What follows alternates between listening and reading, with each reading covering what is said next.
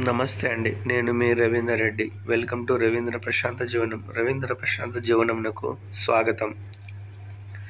గరుడ పురాణంలోని ఒకదాని గురించి నేర్చుకుందాం.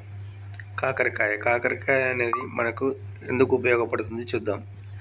అత్యధిక ఆరోగ్య ప్రయోజనాలు అందించే కూరగాయ కాకరకాయ. దీన్ని మనం ఆహారంలో భాగం చేసుకోవాలి.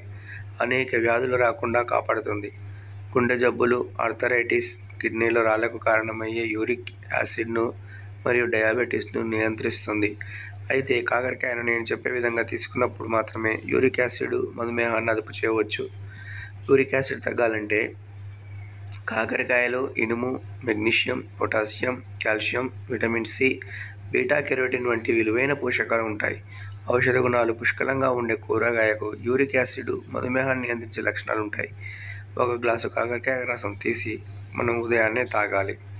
మధుమేహం నియంత్రణకు కాకరకాయ రుచిలో చేదుగా ఉండే ఆకుపచ్చని రంగు, vitamin A, C, beta carotene వంటి ఇతర ఖనిజాలు, ఫైబర్ అధికంగా ఉంటాయి. ఈ కారణంగా ఇది ఇన్సులిన్ లాగా పనిచేస్తుంది.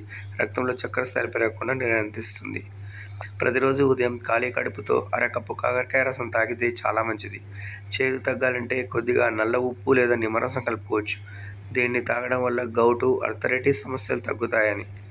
ఇంకా కావాలంటే వివిధ రకాల కూరగాయలు కాకరతో కలిపి వండుకొని తినవచ్చు. మరియు కాకరకాయలను బాగా కడిగి సన్నగా తరిగి నీడలో ఆరబెట్టి మెత్తగా పొడి చేసుకోవాలి. ఈ పొడిని ప్రతిరోజు ఉదయం 1 చెంచా నీళ్ళల్లో వేసి కలుపుకొని తాగాలి. మరిన్ని వీడియోల కోసం please subscribe my channel Ravindra Prashanth Jeevanam. Thank you for watching. Go self made.